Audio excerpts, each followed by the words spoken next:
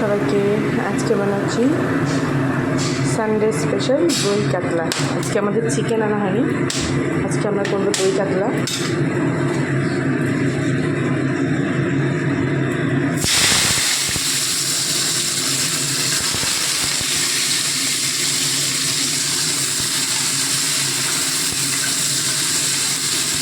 গোটা গরম মশলা ফোড়ন দিয়ে পেঁয়াজটাকে ভেজে নিচ্ছি।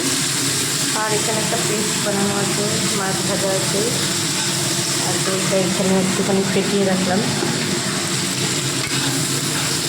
এখানে একটু তেলের মধ্যে ঘি দিয়ে গোটা গরম মশলা সাথে পেঁয়াজ ফোড়ন দিলাম। পেঁয়াজটাকে একটু লাল লাল করে ভেজে নিই।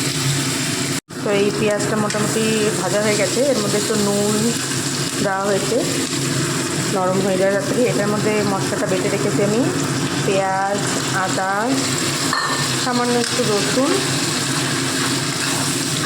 হলুদটাকে মিক্স করে দিয়েছিলাম ওটার সাথে।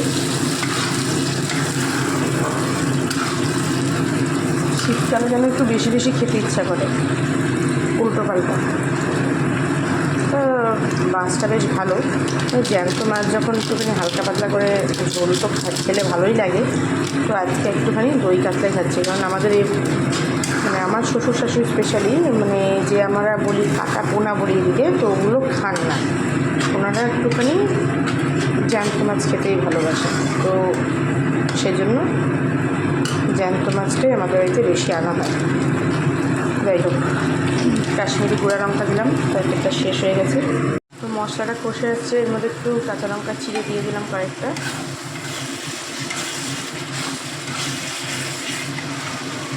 খুব বেশি লঙ্কা আমি টেস্ট করে দিইনি, কারণ আমার ছেলেও খাবে, ঝাল হয়ে যাবে বেশি।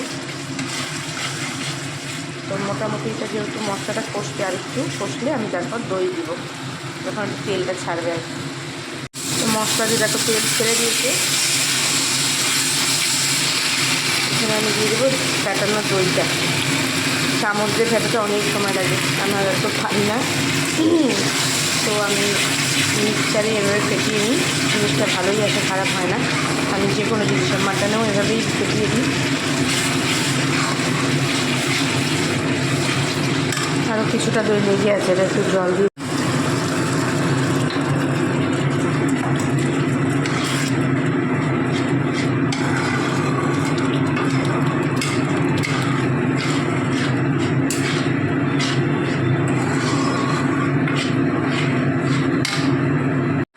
একটুখানি গরম মশলা করে দিলাম। নামানোর সময় দিলেই হয়, কিন্তু নামানোর সময় দিলে প্রচণ্ড ঝাঁজ থাকে শাহি গরম মশলাটা, তাই এখন দিলাম। এখন সামান্য একটু জল দিয়ে মাছগুলো দেবো, তাহলে আমাদের দই কাতলা রেডি।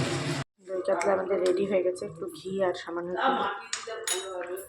কাসৌরি মেথি দিলাম, খুব সুন্দর টেস্ট আসে।